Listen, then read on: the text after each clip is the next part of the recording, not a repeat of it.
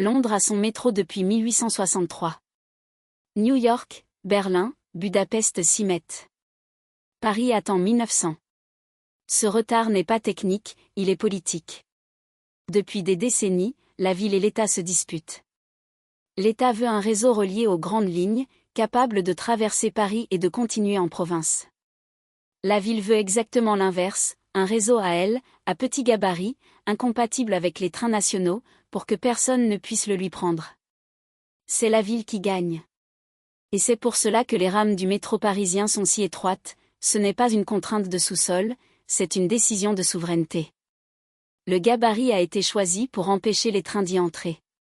L'exposition universelle de 1900 fixe la date. L'ingénieur Fulgence Bienvenu dirige le chantier. Il n'a plus qu'un bras, il a perdu le gauche dans un accident de chemin de fer et il va creuser Paris pendant plus de 30 ans. La méthode surprend. On ne perce pas en profondeur, on ouvre la rue, on construit le tunnel dedans, et on referme. C'est pourquoi presque toutes les lignes anciennes suivent le tracé des rues au lieu de couper au plus court. Le métro épouse la ville de surface, y compris ses virages.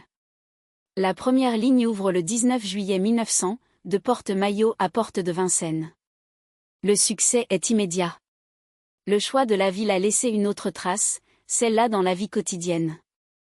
Comme le réseau était pensé pour desservir Paris et Paris seul, les stations ont été rapprochées à l'extrême, souvent moins de 500 mètres entre deux. Dans le Paris intramuros, on n'est presque jamais à plus de 10 minutes à pied d'une bouche de métro. C'est l'un des réseaux les plus denses du monde, et c'est un effet secondaire d'une querelle administrative. Restaient les entrées. La ville confie les édicules à un jeune architecte, Hector Guimard. Il dessine des structures en fonte moulée, courbes, végétales, avec des lampes en forme de fleurs. C'est de l'art nouveau assumé, et cela ne plaît pas à tout le monde, on parle de style, nouille.